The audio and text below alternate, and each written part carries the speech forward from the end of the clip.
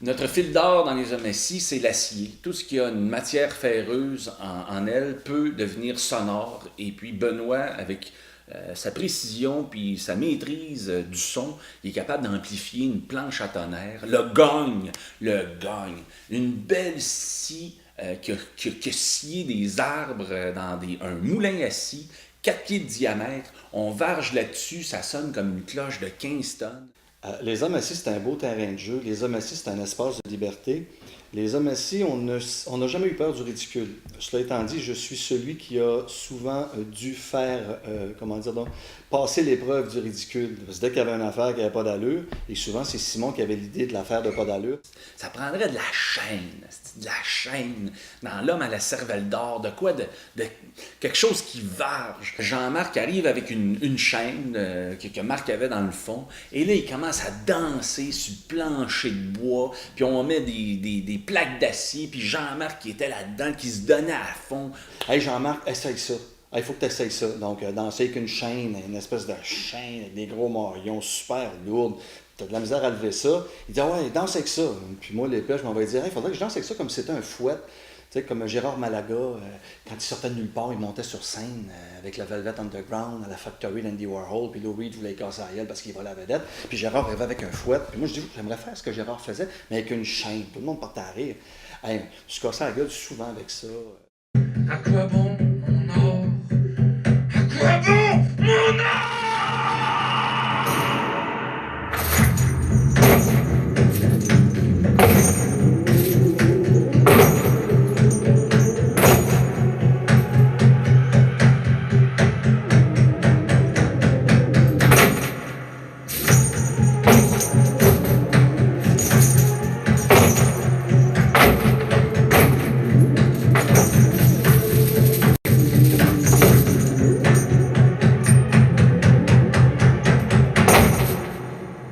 Ça a pris un certain temps avant que ça rentre dans la tête de tout le monde, mais ça a ouvert une poche dans le conte, la musique. Eh bien là, il y a eu un volet danse.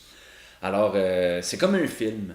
Tu as la trame sonore et les gens sont happés par la parole, puis par ce qu'ils voient, par des accessoires débridés, insolites, qui t'envoient une masse percussive. Des fois, j'en pouvais plus. Mais il y avait toujours le petit démon, le petit démonito. Là. Il y avait Simon qui était là, puis personne n'y croit. Benoît n'y croit plus, Marc n'y croit plus, ta blonde n'y croit plus, tes maîtresses n'y croient plus, ta famille n'y croit plus, tu n'y crois plus. Mais moi, Simon, j'y crois, continue. Fait que pour moi, les hommes assis, ça a été des défis qu'on m'a lancés constamment. De ma vision à moi, là, très, très narcissique, égocentrique, c'est ça, c'est on te met sur le pont, là, on dit saute en bungee.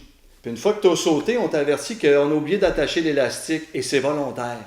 Fait que moi, il faut que je m'arrange pour ne pas me taper à la tête, m'écraser la tête. Ça roche en bas, là, dans le lit de la rivière. Fait que je saute, mais il faut toujours que j'aille à l'encontre de la gravité puis que j'arrive à remonter au pont.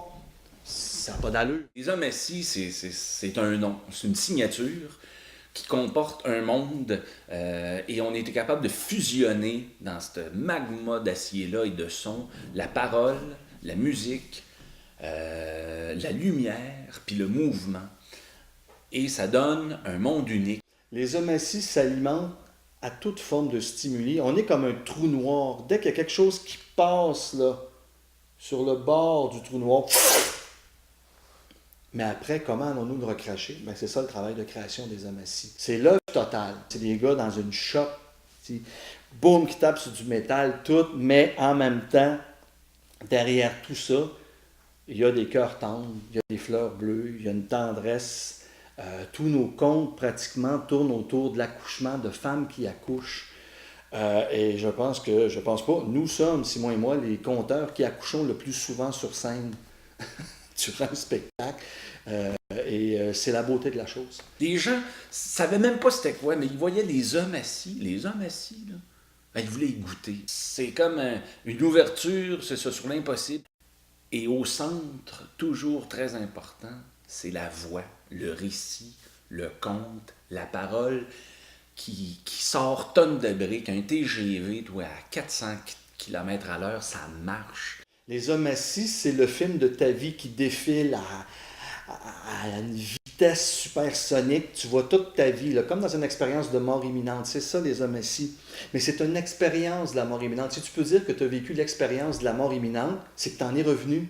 C'est que tu as pu surfer sur le dernier filet de lumière, arrivant à traverser l'obscurité, les ténèbres.